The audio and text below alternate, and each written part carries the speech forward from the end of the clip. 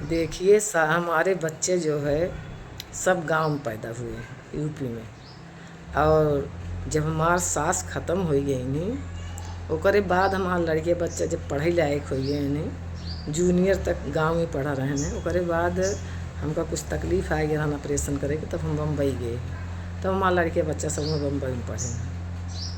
और घरे के जौन रहन जो भी था शासन कोई ख़राब नहीं थे, होना चाहिए। ये नहीं होगा तो घर नहीं चलता है। बड़े बुजुर्ग थोड़ा टाइट नहीं रहते हैं। तो हम लोग जहाँ आटा चालते थे तो वहाँ एक बार दिन भर में सास हमारी बाहर से 1-2 बार ज़रूर अंदर आती थी। जहाँ आटा चाला जाता था वहाँ जाके अगर उसके आगे नीचे कहीं आटा थोड़ा सा गिरा मिल जाता था ना तो बोलती थी। तो कोई बुरी गाली बात नहीं है, अच्छा है, बड़े लोग को बोलना चाहिए ये सब चीज़। और 5 बजे 4 और 5 के अंदर ही उस जो लकड़ी का दरवाज़ा रहता था उसका सकरी से खटखटाई जाती थी हम बहुओं के लिए, कि मतलब लाइटिंग के लिए बाहर जाने के लिए। क्योंकि घर में किसी को ये सब पहला नहीं था, हमारे ज़माने में भी नहीं था, तो बाहर जाना पड़ता था। और उतने बजे अगर 4 से 5 के बीच में न चले जाएं तो फिर भी औरत लोग दिन भर खाना भी थोड़ा थोड़ा खाती थी। फिर शाम को फिर रात को जाना पड़ता था। और अभी तो लड़की जो शादियाँ के लिए जाते हैं देखने के लिए, जिसके घर में अगर लाइटिंग बाथरूम नहीं है ना, जो गरीब लोग भी वो भी देख रहे हैं, तो शादी नहीं करना है वो घर में, बेचारे लोग को बनवाना ही पड़ता है फिर। तो हम लोग ने इतना सब झेला है। ठंडियों में पतले पतले से कम्बल रखते थे, ओढ़ ओढ़ के जाते थे ठंडी में। बहुत ठंडी गाँव में बहुत पड़ती है।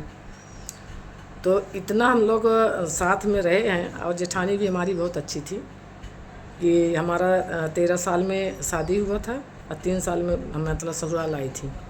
तो सारा खाना बना लेती थी। हमको जो है जैसे कढ़ी फुलौरी बारा वारा था, ये सब में थोड़ा सा नहीं आता था, लेकिन मेरी जेठानी कहना ही नहीं पड़ता था, तो वो अपने आप आ जाकर रसोई करती। अब बोलती थी कि तुम लकड़ी ज़्यादा लगाती, चूल्हा में तो खाना बनता था, तुम ज़्यादा लकड़ी लगाती, चलो यहाँ तुम बाहर से डलाओ, मैं निकालती हूँ।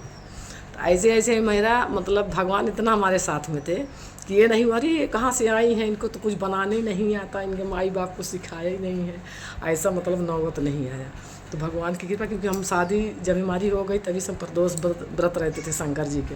तो शंकर जी छाया हमारे ऊपर बनी थी, तो हमारा हेल्प भगवान कर रहे थे। जो भी चीज़ हमको बनाने नहीं आता था, हमारी जेठानी आ जाती थी, रसोई में बैठ जाती थी, तुम इसको बाहर से कराओ, मैं इसको करती हूँ। सारा मैं अंदर कर लेती थी, लेकिन वो बनाने के लिए जैसे कढ़ी हो गया, दही बड़ा हो गया, तो वो करने के लिए रसोइया में बैठ जाती थी। तुम ज़्यादा लकड़ी लगाती हो। हम तो अंदर अंदर खुश हो जाती, क्योंकि हमको उतना आता नहीं था। तो भगवान करें ऐसे सब लोग मिलजुल के रहें, ऐसे परिवार के साथ में ज़रूरी है। और हमको ये नहीं लगता है कि हम कष्टदायक बीते। हम बम्बई में भी गए तो वहाँ पे भी लाइन लगाना पड़ता था। 4 बजे 5 बजे उठ के जाए ना, तो वहाँ पे म्यूनसिपाल्टी में लाइन लगता था। अभी तो सब सुविधा हो गया, हम लोग को भी आराम हो गया है, घर में सब हो गया व्यवस्था। तो जो अभी बहुएं भोग रही हैं सुख, वो हम लोग भी भोग रहे हैं।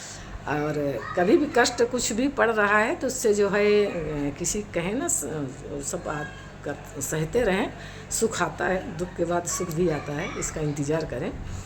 और अच्छी लगी हो बातें तो कमेंट में ज़रूर बताना। धन्यवाद।